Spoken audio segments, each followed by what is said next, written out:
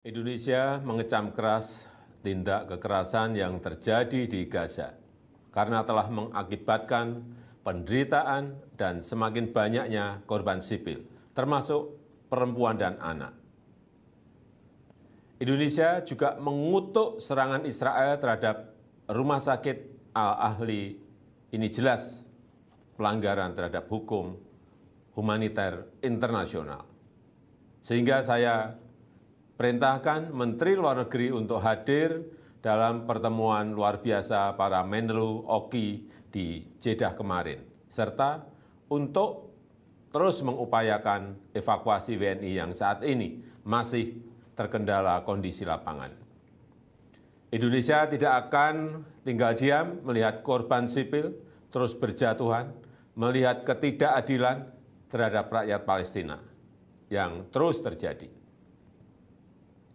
Indonesia bersama-sama dengan Oki mengirimkan pesan kuat kepada dunia untuk menghentikan eskalasi, untuk menghentikan penggunaan kekerasan, untuk fokus pada masalah kemanusiaan dan menyelesaikan akar permasalahan. Sekaranglah saatnya dunia berdiri bersama membangun solidaritas global untuk menyelesaikan masalah Palestina secara adil dan menerapkan parameter internasional yang telah disepakati. Ya, ini Hamas Israel saling menyalahkan.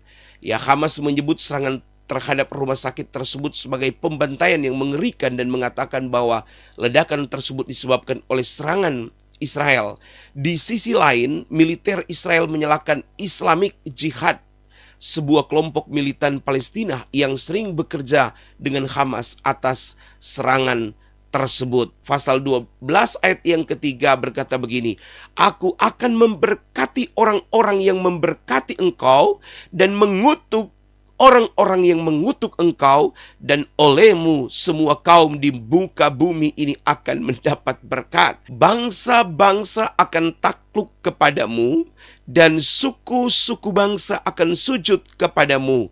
Jadilah tuan atas saudara-saudaramu, dan anak-anak ibumu akan sujud kepadamu. Siapa yang mengutuk engkau, terkutuklah ia, dan siapa yang memberkati engkau, diberkatilah dia."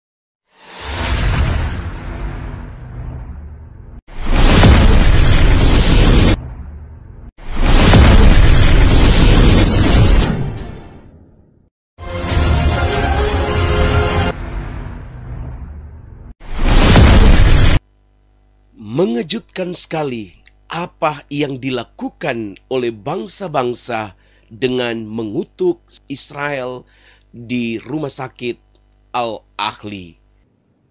Indonesia juga mengutuk serangan Israel terhadap rumah sakit Al-Ahli. Saudaraku yang terkasih dalam Tuhan, kenapa saya sangat terkejut?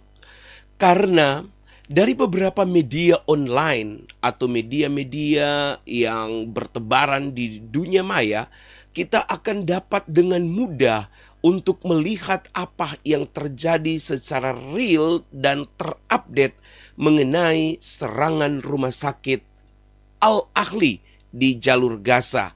Saudara-saudara, kalau kita akan melihat berita terbaru, ya, Hamas dan Israel saling tuduh soal pelaku penyerangan rumah sakit Al-Ahli Gaza. Ya, ini ada contoh dan saya bacakan isi beritanya. Rudal menghantam sebuah rumah sakit di Gaza pada hari Selasa, tanggal 17 bulan 10. Sedikitnya 500 warga sipil kehilangan nyawa dalam insiden yang menyedot perhatian dunia tersebut. Otoritas kesehatan Gaza melaporkan bahwa tragedi tersebut melanda rumah sakit Al-Ahli Al-Arabi di jalur Gaza. Serangan terhadap rumah sakit itu juga menjadi insiden paling berdarah di Gaza sejak Israel melancarkan habis-habisan ke wilayah itu lebih dari seminggu lalu. Al-Ahmed Al-Madhi, Direktur Regional WHO untuk Mediterania Timur, mengatakan masih ada pasien, petugas kesehatan, dan pengungsi yang berada di rumah sakit ketika serangan Israel terjadi. Walaupun saudara-saudara, Israel mengklaim bahwa itu bukanlah serangannya, ya. Namun isi berita ini, meskipun judulnya masih memperdebatkan mengenai siapa yang menyerang rumah sakit Al-Ahli tersebut, saudara-saudara, Israel menolak untuk bertanggung jawab atas penyerangan rumah sakit tersebut. Ya, ini Hamas Israel saling menyalahkan. Ya, Hamas menyebut serangan terhadap rumah sakit tersebut sebagai pembantaian yang mengerikan dan mengatakan bahwa ledakan tersebut disebabkan oleh serangan Israel. Di sisi lain, militer Israel menyalahkan Islamic Jihad, sebuah kelompok militan Palestina yang sering bekerja dengan Hamas atas serangan tersebut. Ya, juru bicara Angkatan Darat Israel Laksmana Muda Daniel Hagari mengatakan pihak militer memastikan tidak ada serangan angkatan udara, darat atau laut Israel di daerah tersebut pada saat ledakan terjadi. Jadi ini yang saya sudah bahas, saya sudah membuat beberapa konten mengenai peristiwa tersebut, bahwa Israel menolak bertanggung jawab atas penyerangan rumah sakit Al-Ahli tersebut, dan ini masih terjadi perdebatan. Nah, kali ini saya ingin saudara-saudara untuk menampilkan secara jelas analisa penyerangan pada waktu peristiwa tersebut dari berbagai sumber dan berbagai CCTV dan video-video secara live pada waktu peristiwa tersebut terjadi. Mari kita saksikan tayangan berikut ini. On the 17th of October 2023, hundreds of Palestinians were killed when the Al-Ahli Arab Hospital in Gaza was bombed. Officials in Gaza blame the blast on an Israeli airstrike. The Israeli army denies responsibility and claims the attack was due to a failed rocket launch by the Palestinian Islamic Jihad. They say they used Al Jazeera footage to allegedly confirm these claims. But you're asking me for proof? You don't need to get proof from me. All you need to do is switch over to Al Jazeera, who broadcasted it live, and you can actually see. I got a screen caption just for you to see. This is Al Jazeera from last night. Our digital investigations team, SANAD, decided to investigate these claims and conducted an in-depth analysis of this Al Jazeera video, along with several other videos from multiple sources, and established a detailed second-by-second timeline of the events. By analyzing Al Jazeera's live stream starting at 1845, the team was able to identify 4 Israeli airstrikes on Gaza, targeting the area near the hospital, starting at 1854-28, then 1855-03, then 1857-42, and then 1858-04. That's military time, but just before 7 p.m. local. The team cross-referenced this video with another, captured by a camera, situated south of Tel Aviv, showing a wide view of the Gaza Strip. That video shows a series of rocket launches from Gaza. That video clearly shows how the Iron Dome intercepted these rockets. Going back to the Al Jazeera live feed at 1859-35, we can see a single rocket launched from Gaza. This is the rocket in question. This rocket can also be seen on the Israeli video. 15 seconds later, Al Jazeera's live feed shows that the same rocket was intercepted at exactly 18:59:50. This interception has the same afterglow seen in previous interceptions. A closer look at the video captured by the Al Jazeera live feed shows the rocket being completely destroyed and broken apart in the sky. According to all feeds and videos analyzed, this rocket was intercepted and was the last one launched from Gaza before the bombing of the hospital.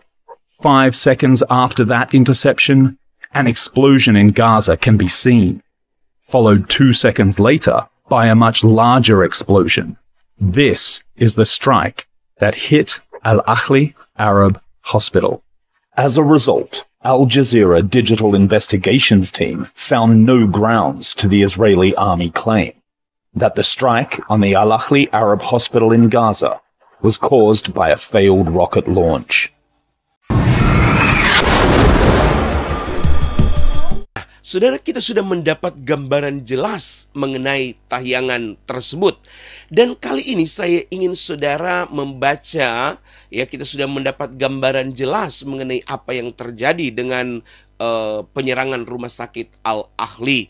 Jadi saya pikir adalah sedikit terburu-buru ketika sebuah pernyataan-pernyataan yang untuk mengutuk Israel, karena secara jelas belum ada pihak yang secara terang-terangan menyatakan bertanggung jawab. Nah, tadi kita sudah lihat bahwa itu adalah kesalahan, serangan yang gagal dari jihad Islamia yang menyerang menggunakan roket. Akhirnya roket gagal menuju sasaran, akhirnya jatuh di rumah sakit Al Ahli. Nah, itu analisa terbaru. Dan kemudian saudara-saudara, apa yang ingin saya sampaikan kepada saudara mengenai peristiwa tersebut, saudara, kita dapat melihat itu di dalam apa yang dikatakan oleh Alkitab mengenai kutuk mengutuk ini, ya. Kekristenan dilarang untuk mengutuk siapapun juga, karena kita tidak berhak dan tidak memiliki hak untuk mengutuk ciptaan Tuhan atau sesuatu yang diberikan oleh Tuhan kepada orang lain dan kepada manusia. Hak itu adalah hak Tuhan. Nah, akibat dari kita mengutuk apa yang tidak kita tahu, saudara-saudara, kalau kita melihat di dalam Kejadian pasal yang ketiga, ayatnya yang ke-1, saya arsir, berfirmanlah Tuhan kepada Abraham, pergilah dari negerimu, dari sanak saudaramu, dan dari rumah bapamu ke negeri yang akan kutujukan kepadamu. Nah, jadi saudara-saudara, 3.000 tahun yang lalu, ya, kurang lebih 3 atau 4.000 tahun yang lalu, Tuhan sudah berfirman kepada Abraham bahwa Abraham harus meninggalkan daerahnya dan pergi ke satu negeri yang akan diberikan Tuhan Allah kepada mereka. Negeri siapakah itu? Itulah negeri Kanaan, saudara-saudara, ya, yang mereka tinggali sekarang ini. Nah, di dalam perintah Allah itu bahwa Abraham harus meninggalkan sanak saudara dan negerinya Ur Kasdim, dan dia pergi ke negeri yang akan diberikan Tuhan, daerah Kanaan yang sekarang mereka duduki itu. Ada satu janji, ya, karena waktu itu tentu Abraham ini akan meninggalkan semua harta kekayaan, kemakmuran, kemewahannya. Dia akan pergi ke satu negeri yang belum dia tahu pada waktu itu. Nah, jadi Allah memberikan satu proteksi kepada dia. Nah, proteksi ini berlaku selama-lamanya, ya, dari turun ke turun temurunnya. Ya, dalam ayat yang pasal 12 ayat yang ketiga berkata begini, aku akan memberkati orang-orang yang memberkati engkau dan mengutuk orang-orang yang mengutuk engkau, dan olehmu semua kaum di muka bumi ini akan mendapat berkat. Ini berbahaya sekali, saudara-saudara. Apa yang disampaikan oleh firman Tuhan, proteksi mengenai Abraham dan keturunannya ini. Aku akan memberkati orang-orang yang memberkati engkau dan mengutuk orang-orang yang mengutuk engkau. Olehmu semua kaum di muka bumi akan mendapat berkat. Nah, ini akan sangat berbahaya sekali bagi siapapun yang mengutuk keturunan Abraham ini, apalagi sesuatu itu yang belum pasti dan belum ada kejelasannya. Nah, saudara-saudara, kita berdoa supaya Indonesia diberkati oleh Tuhan. Indonesia tetap dalam naungan Tuhan. Indonesia ada puluhan juta orang Kristen, orang-orang yang masih berdoa untuk Indonesia agar supaya Indonesia diberkati oleh Tuhan. Kejadian pasal 27, ayatnya yang ke-20. Pasal 27 ayatnya yang ke-29, saya ingin juga bacakan ayat ini untuk saudara. Ini berlaku untuk Israel, ya, karena ini dikatakan langsung oleh Allah kepada Israel. Jadi pada waktu Yakub atau Israel ini, Yakub ini kan waktu itu namanya belum diganti, pada waktu namanya diganti menjadi Israel, ya. Pada waktu itu ada berkat dari ayahnya kepada dia, dan ini berbahaya sekali saudara-saudara ya kalau kita tidak tahu akan ayat-ayat ini. Dalam Kejadian pasal 27 ayatnya yang ke-29 berkata begini. Ya, saya arsir untuk saudara. Bangsa-bangsa akan takluk kepadamu, dan suku-suku bangsa akan sujud kepadamu. Jadilah tuan atas saudara-saudaramu, dan anak-anak ibumu akan sujud kepadamu. Siapa yang mengutuk engkau, terkutuklah ia, dan siapa yang memberkati engkau, diberkatilah dia. Jadi ini berbahaya saudara-saudara ya, karena ini adalah janji yang diberikan oleh Allah kepada keturunan Abraham dan diulangi lagi kepada Yakub atau kepada Israel. Jadi Israel ini sebenarnya namanya adalah Yakub ketika dia habis bergumul dengan malaikat, kemudian Tuhan mengganti namanya menjadi Israel. Dan ini proteksi, ini janji Tuhan kepada Yakub, kepada Israel. Terkutuklah ia, dan siapa yang memberkati engkau, diberkatilah dia. Maksudnya ini saya perjelas lagi. Siapa yang mengutuk Israel atau Yakub, terkutuklah ia, dan siapa yang memberkati Israel, memberkati Yakub, diberkatilah dia. Saudaraku yang terkasih dalam Tuhan, ini adalah proteksi janji Tuhan kepada keturunan Abraham. Nah, saudara-saudara, kita berdoa agar supaya kita semua diberkati oleh Tuhan. Tuhan memberkati kita. Sampai berjumpa lagi dalam program acara kami selanjutnya. Tuhan Yesus memberkati. Haleluya, haleluya.